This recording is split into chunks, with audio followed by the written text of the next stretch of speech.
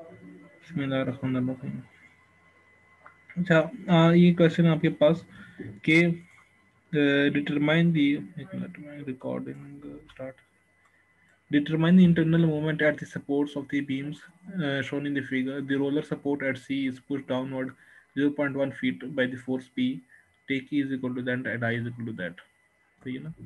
तो अब कह रहे हैं कि आपके पास इस क्वेश्चन में हमने सिर्फ इंटरनल मूवमेंट्स का कहा है कि आप सिर्फ इंटरनल मूवमेंट्स निकालें।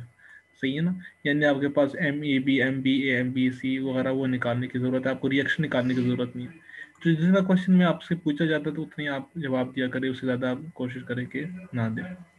अच्छा, इसमें एक और चीज़ उन्होंने डाली कि जो आपके पास सपोर्ट सी है इस push downward 0.1 feet by the force P, कि ये वाला जो सपोर्ट है ये जो ना आपके पास नीचे डाउनवर्ड पुश हो गया 0.1 फीट, या फिर आप ये भी कह सकते हैं ये सेटल हो गया। सही है ना? सेटलमेंट या इस तरह के क्वेश्चन में क्या होता है कि जब भी आपके पास सपोर्ट जो है ना वो कर जाए, क्या कहते हैं, मूवमेंट करे, जब भी सपोर्ट मूवमेंट करे तो फिर आपके पास ये वाला जो फैक्टर है ना ये एक्टिवेट हो जाता है। इससे पहले हमारे हमने जो ये वाली वैल्यू क्या ली थी, वो जीरो ली थी, ठीक है, क्योंकि आपके पास ना सेटलमेंट हुई थी ना कोई सपोर्ट की मूवमेंट हुई होती थी। अब चूंकि उसने कहा कि जो सी सपोर्ट है ये 0.1 फीट डाउनवर्ड मूव हुआ है, तो इसलिए आपके पास ये वाला फैक्टर एक्टिवेट हो रहा है, तो हम ये भी कैलकुलेट करेंगे। आई सबको समझ इस बात सर की? ये रोलर ये सी पॉइंट पे रोलर सपोर्ट है सर। जी जी, मतलब ये उल्टा लगा हुआ, सही ना, ऊपर की तरफ से लगा हुआ। ठीक। सही है ना? जरूरी नहीं है आपके पास फॉर एग्जाम्पल ये अगर बेसमेंट की बात होती है तो बेसमेंट में तो आपके पास मिट्टी ऊपर से लगी होती है ना, अगर बेसमेंट की छत की बात करें हम। सही है ना? फॉर एग्जाम्पल ये छत है तो ये आपके पास यहाँ से फिक्स है, ये बीच में दीवार है, ये ऊपर से दीवार। सही है ना? तो आपके पास ये जो है ना, क्या कहते हैं, क्या ऊपर से रूलर बन गया ना, तो आपके पास ज़रूरी नहीं है कि डाउनवर्ड ही हमेशा रोलर होगा, ऊपर की तरफ से भी रोलर बन जाता है। तो मैंने कहा कि जब भी आपके पास कोई सपोर्ट मूव करता है तो आपके पास ये वाला फैक्टर एक्टिवेट हो जाता है। तो चलो हम सवाल को स्टेप वाइज चलते। तो पहला स्टेप क्या होता था ये किसी को याद है? तो हम नोड निकालते थे सर। काइनेमेटिक इंडिटरमिनेसी निकालते हैं। सही है, सबसे पहले कि भी इसकी काइनेमेटिक इंडिटरमिनेसी उसके लिए नोड्स की चाहिए हो, तो इसके पास हमारे पास टोटल इसमें 4 नोड्स है, 1 2 3 एंड 4। तो हमारे पास टोटल 4 नोड्स हैं। तो पहले नोड में आपके पास अननोन डिग्री ऑफ फ्रीडम कितनी है जी? है कोई unknown degree of freedom?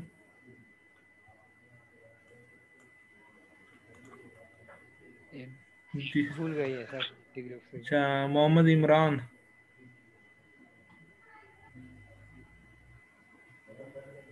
Mohammad Imran,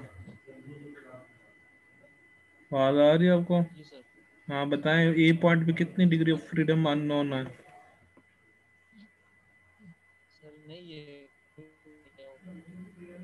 हाँ वेरी गुड। डिफलेक्शन नहीं हो रही सर। क्योंकि ये फिक्स है तो यहाँ पे ना डिफ्लेक्शन आती है ना यहाँ पे थीटा आता है, तो आपके पास ये यहाँ पे कोई अननोन है। दूसरा आपके पास पी है, रोलर है, तो यहाँ पे आपके पास जो है ना वो क्या होता है, थीटा बी आता है। इसी तरह आपके पास सी, ये भी रोलर है, तो यहाँ पे आपके पास थीटा सी आएगा। यदि आपके पास फिक्स है तो यहाँ पे भी जीरो होगा आपके पास। तो आपके पास 2 डिग्री जो है ना काइनेटिक इंटरफेरेंस या 2 degree unknown degree of freedom है, वो आपके पास क्या, थीटा बी एंड थीटा सी है। अच्छा, इसके बाद स्टेप होता है कि भी हम इसमें मूवमेंट डिफाइन करवाते हैं कि भी कहाँ कहाँ पे मूवमेंट आएगा। तो बताइए कहाँ कहाँ पे मूवमेंट आएगा जी?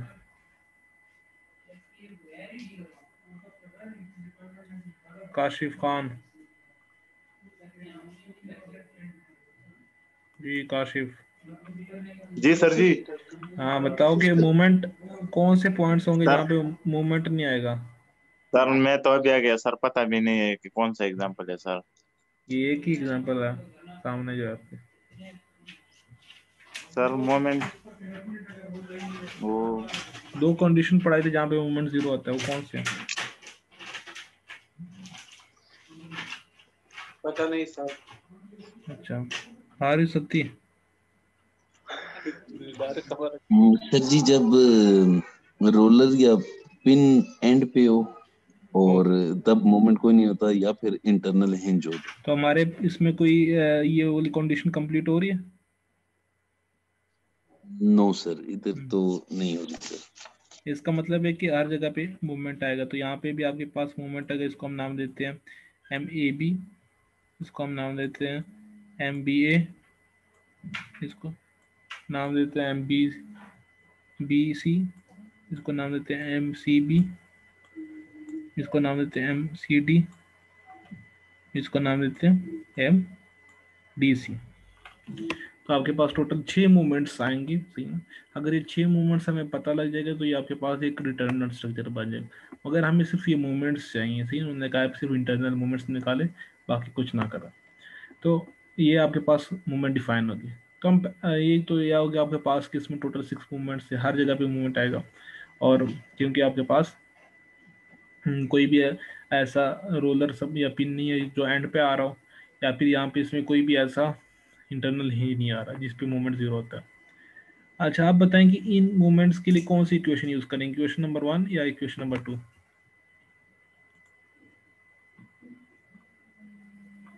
जी मोहम्मद दानिश चौधरी।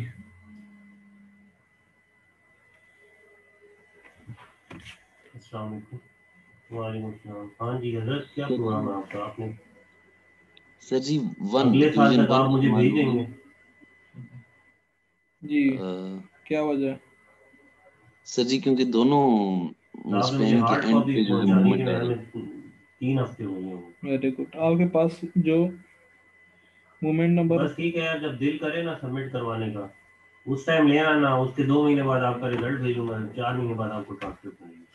आपके पास मोमेंट जो है ना, आपके पास के लिए 2 equation, equation number 1, equation number 2। अभी तो मेरी इक्वेशन यूनिवर्सिटी नंबर में हो, 1 मुझे तब लगा तुम आप आपका कल आओ, आ जाने का तो कोई फायदा नहीं। तब यूज करते हैं जब आपके पास दोनों साइड पे मूवमेंट आ रहा हो, सही ना, किसी नहीं भी नहीं, स्पैन मेरे के। और एड्रेस जब में भी आपके मेहरबानी पास करिए, स्पैन के एक आनिया साइड पे करो मूवमेंट आ रहा हो तो आप आगे हम यूनिवर्सिटी इक्वेशन में नंबर 2 यूज मुस्लिम, करते हैं। मेहरबानी तो आपकी। फॉर एग्जांपल आपके पास हम नहीं स्पैन मैं AB की बात हिस्सा करते हो तो नहीं इसके हूँ, दोनों साइड पे मूवमेंट आ यूनिवर्सिटी रहा में हूँ, है, इसका तो इसलिए मतलब हम आपकी इक्वेशन नंबर 1 यूनिवर्सिटी। यूज करेंगे। ठीक है, स्पैन BC के लिए भी दोनों साइड पे मूवमेंट आ रहे थे, इक्वेशन नंबर 1। इसके भी दोनों साइड पे मूवमेंट आ रहे थे, इसके लिए भी इक्वेशन नंबर 1। तमाम मूवमेंट्स के लिए हम इक्वेशन नंबर 1 यूज करेंगे, जो कि ये है। 3:30 बजे ऑफ हो जाए। सर हम एक एक्सपेरिमेंट के लिए अलग अलग मूवमेंट इक्वेशन भी यूज कर सकते हैं, मतलब A और B के लिए अलग इक्वेशन और B और C के लिए अलग ठीक, कल इक्वेशन, आके दे दो, मेहरबानी जब होगी मूवमेंट दोनों साइड पे नहीं आ रहा हो। नहीं, तो जब आप फॉर मुझे जब एग्जांपल सेंड कर दो, मुझे कुछ यहाँ भी पे नहीं अगर आया, मैं ना समझता मेल यहाँ पे आई पिन है लगा ना होता, व्हाट्सएप आया, मुझे सही है कुछ ना, भी नहीं आया। सो समझो यहाँ पे पिन लगा हुआ है, जी सर। तो ये मूवमेंट इक्वेशन नंबर 1 से यूज होगा, ये इक्वेशन नंबर 1 से यूज होगा, ये 1 से यूज होगा, कब किए? ये भी 1 से होगा, ये वाला जो मूवमेंट होगा ना अभी सेंड इक्वेशन नंबर किया 2 ना, से यूज होगा। क्योंकि अभी इस सेंड पैन किया। में ना एक साइड पे मूवमेंट है, जो हाँ, वो एक हार्ड में मूवमेंट है ये ना, भी वो लेके आपकी आए, इक्वेशन जो नंबर पिछला 2 से आपको यूज मैंने करना हार्ड है, करके दिया था वो दोनों लेके आए। ठीक, सही है ना। जी सर। कल आए हो जो जी, मैंने कहा मेहरबानी कि होगी, जिस पैन अस्सलाम में एक वालेकुम। साइड पे मूवमेंट आ रहा हो, तो वो वाला एक मूवमेंट है ना, वो हम इक्वेशन नंबर 2 से यूज करेंगे। इधर तो मूवमेंट जीरो होगा, ठीक है सर। सही है ना। ठीक है सर। तो ये आपके पास हमें ये पता लगे कि टोटल 6 मूवमेंट्स आ रहे हैं, और 6 के 6 आपके पास इक्वेशन नंबर 1 से यूज होगा। अब इक्वेशन नंबर 1 में आपके पास कुछ चीज़ें कैलकुलेट करनी होती है। सबसे पहले हम पहले जो क्वेश्चन थे उसमें हम फिक्स एंड मूवमेंट सिर्फ कैलकुलेट करते थे, मगर ऐसे क्वेश्चन में हम जो है ना वो साई भी कैलकुलेट करेंगे, क्योंकि इसमें आपके पास जो रोलर है ये डाउनवर्ड पुश हुआ है, सही ना। तो अगर आपके पास ये डाउनवर्ड पुश ना हो तो इसी तरह ओरिजिनल पोजीशन में तो इसकी वैल्यू भी जीरो होती, सिर्फ आपको फिक्स एंड मूवमेंट कैलकुलेट करने की जरूरत थी। तब हम सबसे पहले ए बी के लिए फिक्स एंड मूवमेंट निकालते हैं। तो आपके पास ए बी पे मूवमेंट आएगा और बी ए पे आएगा। तो हम टेबल में जाएंगे और वो देखेंगे जिसमें आपके पास सिर्फ ये दोनों साइड पे मूवमेंट आ रहा हो, क्योंकि आपके क्वेश्चन नंबर 1 यूज कर रहे हैं, दोनों साइड पे मूवमेंट जो आ रहा हो। तो आप बताएं कि ए बी के लिए कौन सा वाला लोडिंग कंडीशन जो है ना वो मैच करता है? सर थर्ड वाला करता है। तो पांचवा नहीं, नंबर। थर्ड नहीं, वो 5वें नंबर वाला। हाँ, यूनिफॉर्म लोडिंग वाला कर रहा है ना। तो जी आपके पास ये वाला हम यूज करेंगे। तो यहाँ पे है आपके पास anticlockwise omega square by 12, और यहाँ पे है आपके पास क्लॉकवाइज ओमेगा स्क्वायर बाय 12। तो एंटी क्लॉकवाइज को हमने नेगेटिव लिया और क्लॉकवाइज को पॉजिटिव लिया, तो यहाँ पे आपके पास आ जाएगा minus omega square by 12 1/12 into omega आपके पास 1.5 है और लेंथ आपके पास 24 है, तो -72 क्यूब्स फीट आ गया। दूसरा आपके पास बी ए जो है ना वो क्लॉकवाइज होगा, इसलिए पॉजिटिव होगा। Omega square by 12, 1/12 into 1.5 into 24 square equal to 72। अब हम बी, सर पहले फाई नहीं कैलकुलेट करना? चलो पहले फाइव कर लिए, वो एक ही बात है ना, बाद में तो फार्मूले में यूज करना डालना है ना आखिर में। जी सर। सेम तो उसे तो कोई इशू नहीं होता कि आप पहले ये कैलकुलेट करो या ये करो। अच्छा, अब हम क्या कहते हैं बाकी मेंबर्स के लिए एफईएम निकालते हैं। तो बाकी अगर हम बी सी की बात करें तो इसमें कोई भी लोडिंग नहीं आ रही, इसी तरह सी डी में भी कोई लोडिंग नहीं आ रही, तो इसलिए इनके लिए आपके पास फिक्स एंड मूवमेंट की वैल्यू जो है ना वो 0 की होगी। सही है ना। अगर आपके पास हम इसमें देखें कोई भी ऐसी कंडीशन नहीं है सर कि जब ये सी पॉइंट पे ऊपर से लोड नहीं आ रहा सर? ये तो वो सपोर्ट का रिएक्शन है ना एक किस्म का, जिसके वजह से डाउनवर्ड मूव में हो रहा है ना, वो तो इधर भी आ रहा है इधर भी आ रहा है। सही ना, ये एज अ लोड नहीं कर रहा। सही है ना, ये तो वो रिएक्शन है जिसकी वजह से ये डाउनवर्ड मूव हुआ है। तो हम इसको जो है ना क्या कहते हैं एज आ, इसकी वजह से आपके पास फिक्स मूवमेंट नहीं, जब आपके स्पैन के बीच में कभी भी लोड आ रहा हो ना तो उसके वजह से आपके पास फिक्स मूवमेंट आ रहा है। तो आपके पास बी सी और सी डी के लिए जो है ना फिक्स मूवमेंट की वैल्यू 0 होगी। सर अब जी हम और एक और बात ये कि ये मोमेंट हमने जो एम ए बी है और एम बी ए है, ये दोनों तो हमने क्लॉकवाइज लिए हैं। जी शुरू में ना हम सारे जो है ना वो पॉजिटिव अज्यूम कर, क्योंकि हमें नहीं पता कि कौन सा एंटी क्लॉकवाइज है कौन सा क्लॉकवाइज है, तो शुरू में हम सारे पॉजिटिव अज्यूम कर रहे हैं। आखिर में जो आंसर नेगेटिव आएगा तो फिर हम कहेंगे कि यार ये क्या है, ये एंटी क्लॉकवाइज है। सही है, जी सर। मगर फिक्स एंड मूवमेंट की क्योंकि डायरेक्शन हमें पता है, सही है ना, इसकी डायरेक्शन हमें टेबल से पता लगे तो इसलिए हम उसके मुताबिक यूज करते हैं। मगर ओवरऑल जो मूवमेंट आ रहा है ना उसका फिक्स एंड मूवमेंट के साथ कोई ताल्लुक नहीं, क्योंकि फिक्स एंड मूवमेंट जो है ना वो स्पैन को अलग करके सिर्फ चेक करता है। मगर जरूरी नहीं है कि एक स्पैन में फॉर एग्जांपल यहाँ पे हम ये नहीं कह सकते कि बी में डाउन अपवर्ड, फॉर एग्जांपल अगर मैं स्पैन ए बी की बात करता हूँ तो आपके पास यहाँ पे रिएक्शन इस तरफ आएगा, यहाँ पे भी इस तरफ आएगा। अगर ये क्योंकि कॉन्टिन्यूस बीम है ना तो हो सकता है कि यहाँ पे जो रिएक्शन है वो डाउनवर्ड आ जाए और ये अपवर्ड आ जाए। सही है ना, तो कॉन्टिन्यूस बीम में ये आपके पास पता नहीं होता कि कौन सा अपवर्ड है कौन सा डाउनवर्ड है। तो इसलिए आपने क्या कहते हैं इसमें अभी हमें पता नहीं है, तो इसलिए हम सारे क्लॉकवाइज को अज्यूम करके पॉजिटिव लिखते हैं। तो यहाँ आगे समझ से यहाँ तक कि हमने फिक्स एंड मूवमेंट जो कैलकुलेट किया यहाँ पे। सही है, अब हम साई कैलकुलेट करते हैं। फॉर एग्जांपल मैं साई किस तरह कैलकुलेट करना,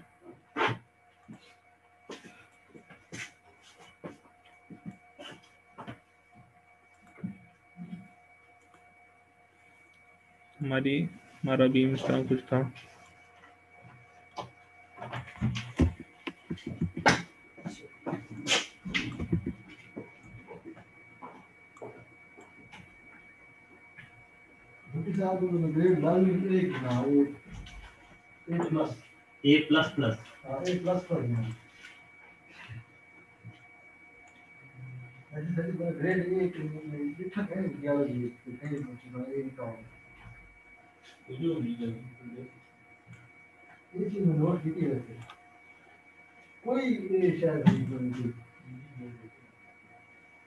बड़ी साहब कहते हैं ये पेपर करोगे तो मिलेगा।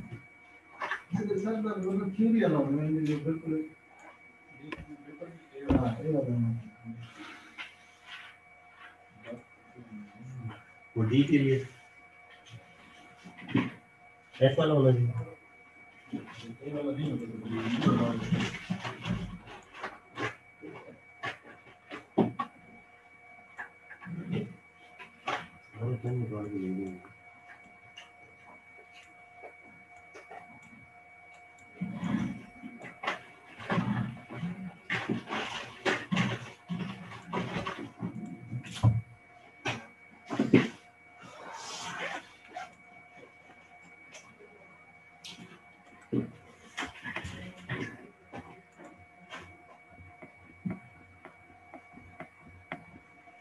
फॉर एग्जांपल आपके पास ये ओरिजिनल इस तरह बीम था, अब आपके पास हम कहते हैं कि ये जो सपोर्ट सी है ये डाउनवर्ड सेटल हुए बाय 0.1 फीट, तो उसके बाद जो एंगल बनते हैं ना आपके पास वो उसको हम साई कहते हैं। फॉर एग्जांपल ये वाला एंगल जो होगा ना ये आपके पास होगा Sai B C.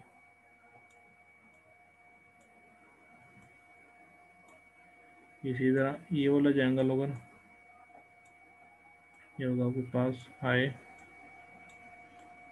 C B, ये साई डिस्टेंस नहीं है सर, ये एंगल है। एंगल है।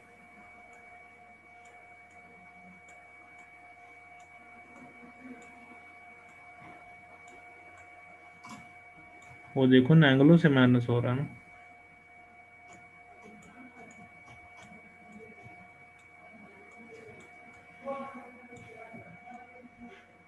सही ना, मगर ये वो वाला एंगल नहीं है जो थीटा वाला एंगल है। सही ना, उसमें तो आपके पास फिक्स पे कोई एंगल नहीं आता, मगर इसमें आपके पास फिक्स पे एंगल आता है, क्योंकि ना वो एक डिफरेंट चीज होती है।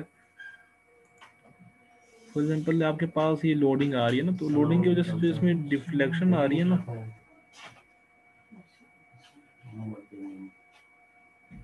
बच्चों को आप डरा रहे हैं, बच्चों को मैंने सीधा करना है। तो आपके पास ये जो है ना, ये जो ब्लू कलर की लाइन है, ये आपके पास लोडिंग की वजह से जो डिफ्लेक्शन वगैरह आ रही है वो चीज़ है। तो यहाँ पे डॉटेड लाइन से शो हुई है ना, और ये जो आपके पास हुई ये सेटलमेंट हुई है, आपके पास डिफरेंट चीज़ है। सही है ना, तो जो आपके पास सेटलमेंट है इसमें आपके पास फिक्स पे भी एंगल आ जाता है, क्योंकि आपके पास ये बैठ गई है एक चीज़। और ये जो लोडिंग की जो डिफ्लेक्शन आती है रोटेशन, उसमें आपके पास फिक्स में इसकी रोटेशन क्या होती है, वो 0 होती है। तो आपके पास जो आपके पास किसी सेटलमेंट की वजह से आपके पास जो एंगल बनते हैं दोनों स्पैन पे, उसको हम साई कहते हैं। सही है ना, अगर कोई for example C support settle हुआ ना, तो इसके दोनों साइड पे दोनों स्पैन में जो ना आपके पास एंगल आएंगे, यानी टोटल 4 एंगल आएंगे। सही ना, और तो अगर आपके पास ये एंड होता तो सिर्फ आपके पास 2 आते, मगर क्योंकि अब इसके दोनों साइड पे स्पैन है, तो इसके इसलिए इसके वजह से आपके पास 4 एंगल आएंगे। तो अब आपके पास बाप की शफकत और शेर की निगाह से देखो। ये जो है आपके पास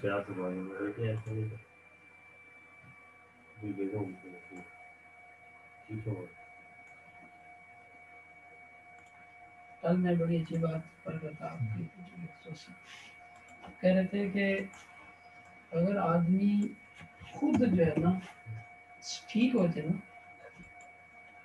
इसके लिए खुशियाँ तरतीब आ जाए, जिम्मेदारियों का निभाना आ जाए, तो उसका पार्टनर खुद ब खुद ठीक हो जाता है।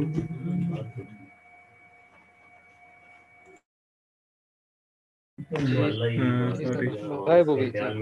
हाँ वो यहाँ पे कोई आ गए। अच्छा, अब आपको ये समझ आई कि ये एंगल आपके पास कौन सा होता है, साई। सही नहीं, जब कोई भी आपके पास कोई सेटलमेंट होती है ना, तो उसके वजह से जो एंगल आता है ना, उसको आपके पास साई कहते हैं। अब उसकी डायरेक्शन क्या होती है, डायरेक्शन क्या होता है, जो ओरिजिनल से आपने डिफ्लेक्टेड की तरफ एंगल बनाते हैं। सही है ना, फॉर एग्जांपल ये आपके पास ओरिजिनल ओरिजेंटल थी ना, तो आपके पास डिफ्लेक्टेड जो है ना, ये आपके पास डाउनवर्ड हुई है, तो ये आपके पास क्या, ये क्लॉकवाइज है। पॉजिटिव। सही है ना, तो आपके पास अगर ये ऊपर की तरफ होता तो फिर आपके पास ये एंटी क्लॉकवाइज होता। अब ये डाउनवर्ड है, सही ना, डाउनवर्ड वाले को देखते हैं। अब डाउनवर्ड वाले को अगर हम देखें तो आपके पास मैंने यहाँ से एंगल बनाया, सही है ना, उसकी वजह क्या कि आपके पास ओरिजिनली तो ये हॉरिजॉन्टल था ना, एंगल का तो डायरेक्शन के साथ ताल्लुक है ना, पोजीशन के साथ ताल्लुक नहीं है। सही है ना, फॉर एग्जांपल एक बीम यहाँ पे पड़ा हुआ है और एक बीम यहाँ पे पड़ा हुआ है, तो अगर एक ही लाइन है तो दोनों का एंगल सेम होगा ना। जी सेम होगा नहीं। हेलो, अब आप लोगों की आवाज नहीं आ रही। तो आपके पास, एक्सक्यूज मी सर, जी जी ये स्थाई के डायरेक्शन के बारे में फिर बताइए सर। वही बता रहा हूँ कि आपके पास इसकी डायरेक्शन जो है ना, वो ओरिजिनल से स्टार्ट होती है और डिफ्लेक्टिव की तरफ खत्म होती है। मतलब ओरिजिनल ये आपके पास यहाँ पे था, तो ये आपके पास डिफ्लेक्टेड है, तो ये आपके पास क्लॉकवाइज है। अब हम मैं नीचे वाला का बता रहा था कि नीचे वालों को आपने किस तरह लेना है। अब बीम तो ऊपर है, सही ना, ओरिजिनल, अब डाउन, तो उसको हम यहाँ पे बना देते ओरिजिनल को यहीं पे, सही है ना, क्योंकि ओरिजिनल भी ओरिजेंटल था, यहाँ पे हम ओरिजेंटल लाइन खींच लेते हैं। अब आपने ओरिजेंटल के साथ जो ना वो रिफ्लेक्टेड की तरफ एंगल बनाना, तो फिर हम देखते हैं कि ये क्लॉकवाइज है या कि एंटी क्लॉकवाइज है। सही है ना आपके पास, क्योंकि आपके पास जो एंगल का ताल्लुक है वो पोजीशन के साथ नहीं होता, वो मतलब आपके पास डायरेक्शन के साथ होता है। तो आपके पास इसकी डायरेक्शन हॉरिजॉन्टल थी, इसकी भी हॉरिजॉन्टल है, तो हम यहाँ से भी एंगल बना सकते हैं। इस बात की आगे समझ। जी सर। अब मुझे बताएं कि ये ट्राइंगल एक बन गया, अब बताएं इस साई की क्या वैल्यू होगी, साई बीसी सर ये 20/0.1 को यूज करेंगे किस कुछ तरह, हासिल करने के लिए। अगर हम यहाँ सर पे सारा अगर हम पीछे tan tan साई ले जी सर।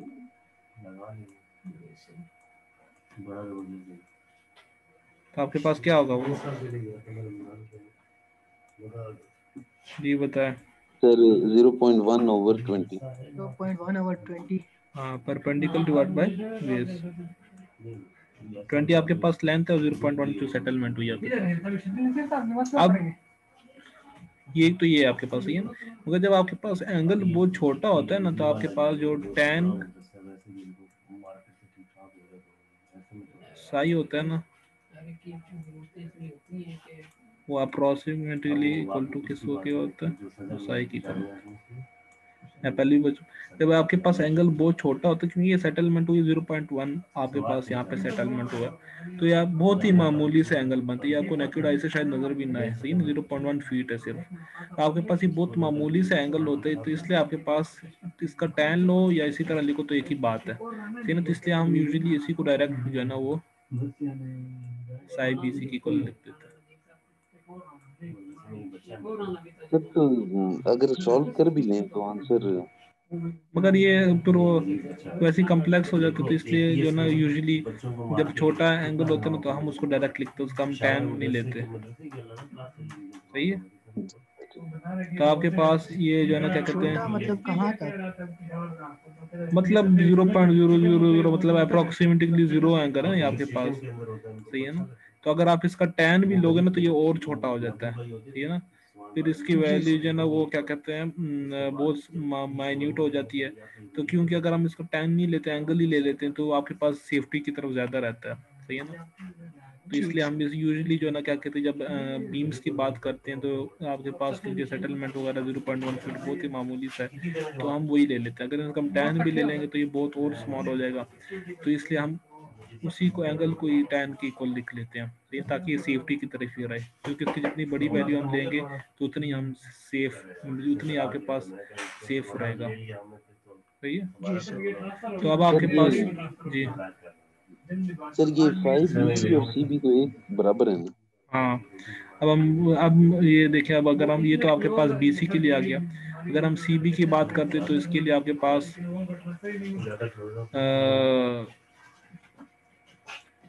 ये वाला ट्रायंगल बन जाता है, सही है ना, तो इसके जो वर्टिकल और वर्टिकल सेम है और हॉरिजॉन्टल जो सेम है, सही है, तो इसका मतलब इसकी भी वैल्यू वही होगी। इसी तरह अगर अच्छा साइड CD की क्या वैल्यू होगी, सर 0.10 वही और 0.1 ही होता है, 0.1 और 0.1 डिवाइडेड बाय 15। 15, अब आपने 15 लेना है, सही ना, पहले हमने 20 लिया था ना, तो हमने अब 15 लेना है, तो जिस स्पैन में एंगल आ रहा होता है आपने उसी स्पैन की लेंथ लेनी होती है, सही है ना। अब हम लेक्चरर हैं, लेक्चरर वाली परफॉर्मेंस दिया करें, और दे रहे हैं सर, तो ये भी उसी बराबर ले लेंगे या हम बराबर तो नहीं लेंगे ना, यहाँ पे अगर हम साई BC निकाल लेंगे तो करेंगे 0.1 डिवाइड बाय 20, साई CD भी 0.1 डिवाइड बाय 20, साई नहीं सर जी, मतलब कि 10 5 हाँ, इक्वल टू 5 हो बस जाएगा ये इधर भी। याद रखिए इसमें, मतलब tan ये तो मैंने सिर्फ समझाने के लिए, बल्कि लोग यूजुअली बताते भी नहीं है, डायरेक्ट लिख लेते हैं कि angle is equal to 0.1 divide by 20, तो जितने भी सवाल होंगे इसमें आपने tan वगैरह का चक्कर ही नहीं डालना है इसमें, वाह जी सही है वाह, ना। ठीक। तो आपने क्या कहते हैं psi CD is equal to वहाँ पे होगा 0.1 डिवाइड बाय 15, और साई DC जो होगा ना आपके पास 0.1 डिवाइड बाय 15 वही होगा, दोनों सेम होंगे। अब बताओ मुझे कि ये पॉजिटिव और नेगेटिव कब आएंगे, बताओ कौन सा पॉजिटिव और कौन सा नेगेटिव, साइज BC सर जी ये पॉजिटिव और जो नेगेटिव, क्लॉकवाइज होगा वो हाँ पॉजिटिव होगा, जो हाँ, एंटी क्लॉकवाइज होगा वो एंड वो नेगेटिव। नेगेटिव, तो साइज BC आपके पास क्या होगा, पॉजिटिव।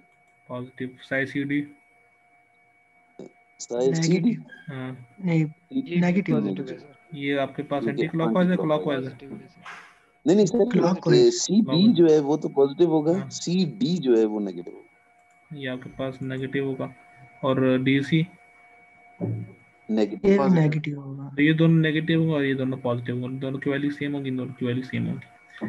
यहाँ तक आगे सबको समझ साई की बात? जी जी सर। सर। जी अब हम क्या कहते हैं, 5 FEM भी निकाल दिया, साई भी निकाल दिया, तो अभी हम बाकी क्वेश्चन करते हैं। तो ये हमने जो है ना साई BC निकाल दिया और CV जो है ना सेम है, इसी तरह साई CD और TC आपके पास सेम है। तो हमने सिंपल अब जो है ना इन 6 जो मूवमेंट्स है वो कैलकुलेट करनी है इस इक्वेशन से।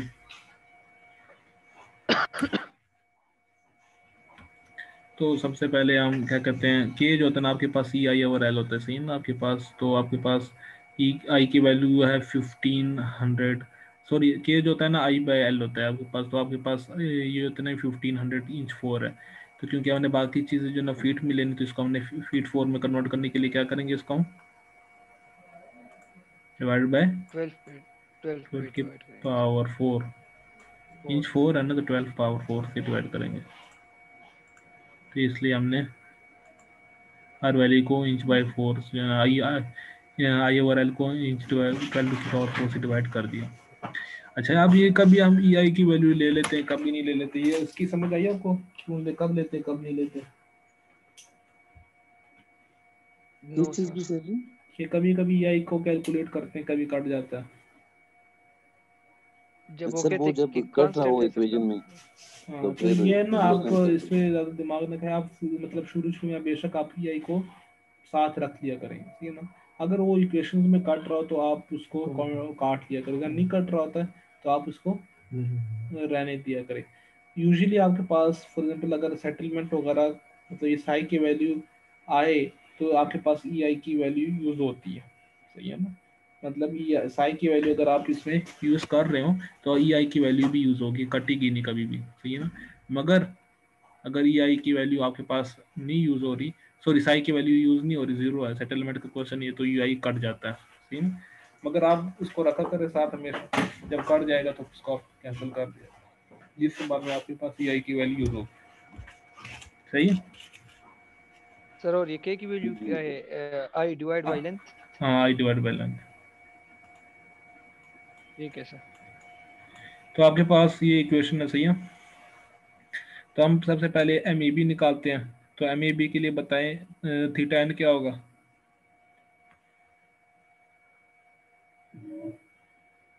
जी, MEB के लिए थीटा एन क्या सर होगा? थीटा MAB के लिए थीटा 0 होगा सर। हाँ, क्योंकि आपके पास AB के लिए A नियर एंड होगा और B फार एंड होगा। A पे आपके पास फिक्स है तो वो 0 होगा, और फार क्या होगा?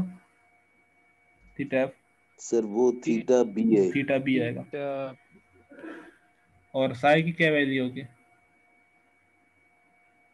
साई की सर जी कोई निकाली नहीं, हमने निकाली है सर वो। AB के लिए नहीं बताएं। 0 होगी, हाँ, 0 होगी। अब ये देखें यहाँ पे AB के लिए भी 0 है और BA के लिए भी 0 है, ठीक है ना। यहाँ इसके साई भी बाद 0 होगी ना सर बी हाँ पॉइंट पे। P, हाँ हाँ वो दूसरी मतलब तरफ है ना, राइट साइड। इस पैन में ना इसकी 0 वैल्यू होगी, इन दोनों स्पैनों में आएगी इसकी वैल्यू, सही है ना। तो जी आपने इस सर। चीज़ ठीक का है भी सर। ख्याल रखना कि ये ना कि आप एक जगह पे साई आ रहा तो हर जगह पे आप साई ठोक दें, जहाँ पे आ रहा हो सिर्फ वहाँ पे आपने यूज़ करना है। ठीक है सर। तो हमारे पास AB भी FEM हमने निकाल चुके हैं, सही है ना, AB के लिए। तो आपके पास AB के लिए 2E आई है और L की वैल्यू आई है, ये जो है ना ये 2E आई और L है, ये आप हर जगह एक जगह यूज़ करेंगे तो आप हमेशा, तो आपके पास P2 थीटा A 0 होगा plus theta B minus 3 Sai, Sai की वैल्यू आपके पास 0 है, -7 फिक्स एंड मूवमेंट आपके पास। तो इसके लिए आपके पास इक्वेशन नंबर 1 आ गई MEB के लिए। इसी तरह MBA के लिए आपके पास थीटा एन क्या हो जाएगा? जी, सर थीटा एन थीटा हो एन जाएगा आ जाएगा theta sir B B C से। थीटा बी हो जाएगा, और आपके पास मल्टीप्लाई। थीटा एफ क्या हो जाएगा? थीटा ए जो 0 है। तो आपके पास बाकी तो सेम चीज़ है, यहाँ पे 2 थीटा ए बी हो जाएगा प्लस 0 हो जाएगा -3 0 प्लस फिक्स एंड मोमेंट। तो ये आपके पास इक्वेशन नंबर 2 आ गया। ये स्पैन ए बी हो गया। हम बी सी अब लेते हैं। तो बी सी में आप पहले एम बी सी सब के लिए इक्वेशन नंबर 1 यूज़ करना है। तो ये आपके पास 2E आई ओवर एल, सही है ना। फिर उसके बाद प्लस क्योंकि अब आपके पास ये नियर एंड और ये फार एंड है, plus 2f 2 theta B plus theta C minus 3 psi. तो साई की वैल्यू हमने यहाँ से जो निकाली थी, ये आपके पास साई है। तो आपके पास प्लस फिक्स एंड मोमेंट क्या होगा, 0, क्योंकि आपके पास यहाँ पे कोई भी लोडिंग नहीं है। तो ये आपके ना इस तरह बी सी के लिए निकाल दिया, उसके लिए इक्वेशन आ गया आपके पास। फिर सी बी के लिए को निकाल दी, उसके लिए इक्वेशन आ गई। इसी तरह हम सी डी के लिए भी वैल्यू डालेंगे, इसके लिए भी इक्वेशन निकालेंगे, मगर इसमें आपके पास जो साई की वैल्यू वो नेगेटिव डालेंगे क्योंकि ये एंटी क्लॉकवाइज। इसी तरह डी सी के लिए भी आप कोई वैल्यू यूज़ करेंगे मगर इससे साई की आप क्या यूज़ करेंगे, नेगेटिव, जो कि एंटी क्लॉकवाइज। तो ये आगे सबको समझ किस तरह इक्वेशंस आ गई हैं। जी सर। आप बताएं कि इन इक्वेशंस में कितने टोटल अननोन्स हैं। सर अननोन जी 1 2 3 है सर, 4 नहीं नहीं सर जी। सर वो 1 2 कम होंगे जिसकी इक्वेशन बनानी पड़ेगी। जी सर 1 2 जितनी इक्वेशन है उनसे कम होंगी। करवा दे आज 4 केस हैं। अच्छा ओके, सॉरी क्या कह रहे थे आप। कि सर जी 1 2 कम होंगे, उसके लिए एक्स्ट्रा इक्वेशन बनानी पड़ेगी। अच्छा अभी देखिए ना, आपके पास टोटल है M A B, M B A, M B C, M C B, M C D और एम डी सी। ये टोटल आपके पास 6 इक्वेशन है, 6 अननोन। इसके अलावा आपके पास थीटा बी और थीटा सी भी अननोन है। ऐसी बात है ना। हेलो, जी सर। तो अब जी सर। तो आपके पास इसके लिए हमें क्या निकालना, क्या चाहिए होगा हमें।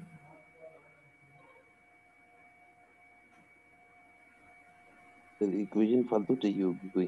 2 इक्वेशन ही चाहिए होंगे ना। जी सर। हाँ, तो आप बताएं कि वो कहाँ से आएंगे। सर वो एंड्स पे इक्वेशन लगाएंगे।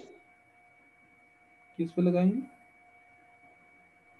एंड्स पे सर जी, एंड पे यानी दोनों एंड्स पे। नहीं, नहीं हमने सॉरी सर जी, एक बी और सी पॉइंट पे शायद। Very good. हमने जो ना क्या कहते हैं, हम पढ़ चुके हैं अभी कि आपके पास जो जॉइंट इंटरनल रोलर्स जो होते हैं ना बी और सी, इस पे आपके पास इक्वल एंड ऑपोजिट डायरेक्शन में मूवमेंट्स आ रहे हैं, यानी यहाँ पे मूवमेंट की जो सबमिशन होती है वो 0 की इक्वल होती है, ठीक है ना। तो हम जॉइंट बी और जॉइंट सी ले लेते हैं। तो हम जॉइंट बी पहले ले लेते हैं। तो आपके पास जॉइंट बी में हमारे पास इस तरफ आ रहा है एम बी ए, इस तरफ आ रहा है आपके पास एम डी सी, ठीक है ना। अब हम दोनों को ना, ये यहाँ पे तो इन दोनों को पॉजिटिव ले लेते हैं, ठीक है ना। ये भी क्लॉकवाइज ले लेते हैं, ये भी क्लॉकवाइज ले। हमें नहीं पता कि भी कौन सा, या फिर एंटी क्लॉकवाइज, यहाँ पे एंटी क्लॉकवाइज पॉजिटिव लिया हुआ, तो ये एंटी क्लॉकवाइज सही दोनों। तो आपके पास हमें नहीं पता कि कौन सा पॉजिटिव कौन सा नेगेटिव। हमें ये पता है कि बी पे आपके पास जो ना दोनों मूवमेंट्स की जो समीशन है वो किसकी इक्वल है, वो 0 की इक्वल है। तो हम ये कह सकते हैं M B A plus M B C is equal to 0 आपके पास। सेम इसी तरह आपके पास सी पे इस तरफ आ रहा है मूवमेंट एम सी बी और यहाँ पे आ रहा है एम सी डी। तो इस पे हम ये कह सकते हैं कि इन दोनों पे मूवमेंट का जो समीशन है वो क्या है, वो 0 की इक्वल है। तो ये आपके पास 0 हो जाए, सही है ना। तो in order to solve the both one, तो आपके पास आपके पास इस सिंपल हमने जो है ना क्या कहते हैं एम बी और एम बी सी की जो ना इसमें वैल्यूज पुट कर देनी है, बी ए और बी सी की वैल्यू वहाँ पे पुट कर देंगे। इसी तरह हम सी वाले में सी डी और सी बी की वैल्यू पुट कर देंगे। तो आपके पास 2 इक्वेशंस आ जाएंगी जिसमें आपके पास 2 अननोन्स हैं। यहाँ तक आगे समझ जी सर। सही है ना। आप बताएं इन दोनों को किस तरह सॉल्व करेंगे। वो कैलकुलेटर में डाल के। एक तो है कैलकुलेटर से सिंपल निकाल दें, सही है। कैलकुलेटर वाली तरीके से कैलकुलेटर से भी कर सकते हैं, या फिर आप सिंपल इनको ऐड कर दे तो आप थीटा बी आ जाएगी, क्योंकि ये दोनों काट देंगे, ठीक है ना। तो यहाँ पे आप थीटा बी भी निकाल सकते हो, तो आपकी मर्जी जिस तरह करें। तो कैलकुलेटर से जल्दी से निकाल के आपने थीटा बी थीटा सी निकाल देना। फिर आपने इसको एक्स में कैलकुलेटर में सेव कर दिया, तरीका सिखाया था ना। जी सर जी। हाँ, फिर इसको भी आपने वाई में स्टोर कर देना, ठीक है ना। क्योंकि आप वैल्यू बड़ी सी है, बार बार आपको लिखना पड़ेगा 0.00438। इससे अच्छा है कि आप एक ही दफ़ा एक्स और वाई में स्टोर कर दो और फिर आपने क्या कहते हैं ये जो इक्वेशन है इनमें आपने वैल्यूज पुट कर दी तो आपके पास मूवमेंट्स आ जाएंगे। जी सही है, सर। सही है ना? क्योंकि उन्होंने कहा है सिर्फ इंटरनल मूवमेंट्स निकाल, तो हमने सिर्फ इंटरनल मूवमेंट्स तक करना है, तो इससे आपके पास ये सारे इंटरनल मूवमेंट्स आ गए। तो इसमें अगर हम देखते हैं कि एम बी ए और बी सी इन दोनों की equal and opposite in direction value है, यानी सबमिशन 0 है। इसका मतलब है कि जो हमने सी बी की जो अजम्पशन की है ये गलत की हुई है। ठीक है, इसी तरह इनका भी जो सबमिशन है वो भी 0 की इक्वल है। इसका मतलब है कि इसकी जो अजम्पशन है वो हमने गलत की हुई है। सही है, तो इससे आगे आप रिएक्शंस भी निकाल सकते हैं, क्योंकि अब ये डिटरमिनेंट बन गया, मगर क्योंकि उन्होंने कहा सिर्फ यहाँ तक करो तो इसलिए हमने सिर्फ यहाँ तक करना है। तो आपने